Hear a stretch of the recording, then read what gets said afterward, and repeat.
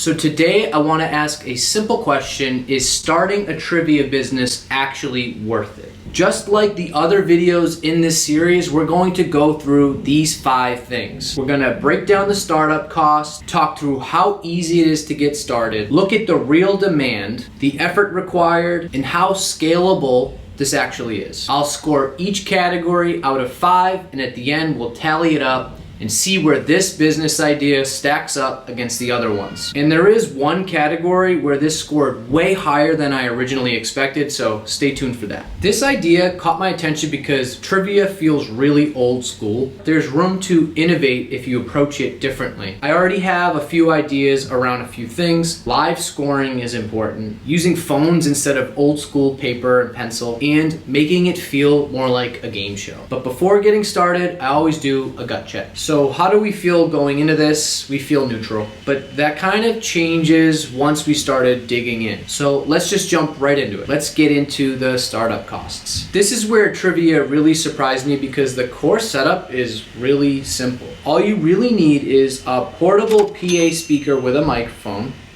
a TV to show the live scores because that's our angle, a rolling stand because we want to mount our TV. Sometimes we may not need that. We could tap into the restaurant's TVs if we need to, but we need that just in case.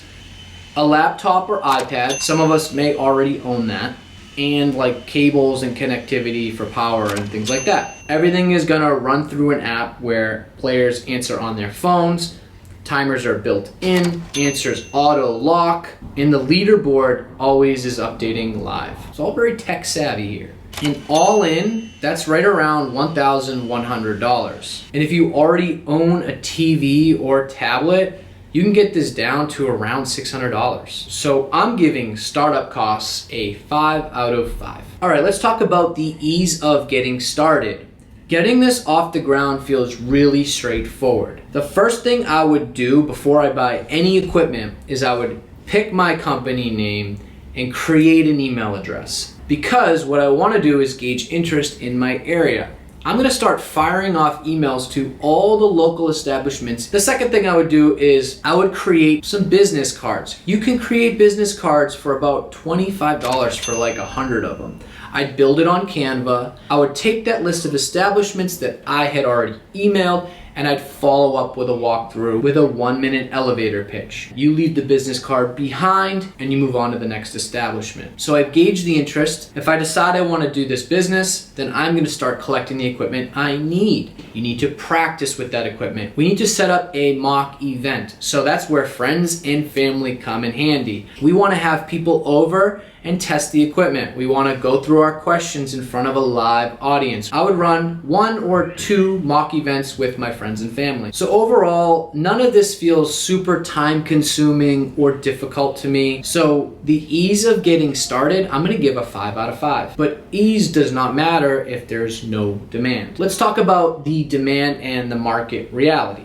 So who's actually buying this? In my opinion, it's bars, breweries, event spaces, maybe event planners, and I think that we could take a different angle and go to apartment complexes. We know demand exists because we see trivia nights at restaurants and breweries all the time. Even when I'm not looking for them, sometimes I'll run into them and participate in them as well. So is the space crowded? Yeah, it might be a little bit crowded, but I think it's crowded with the same generic format.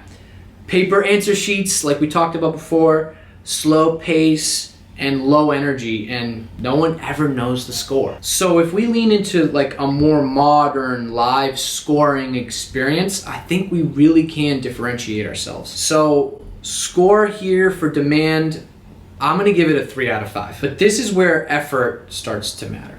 So let's do effort required. Prep time is light, maybe an hour or 2 per event. Physically, it's really easy. Nothing's really heavy or hard to move. The real effort is being on. And what do I mean by that? When you're in front of live customers, you have to just be your best self. And for this business, you have to be your best self for multiple hours.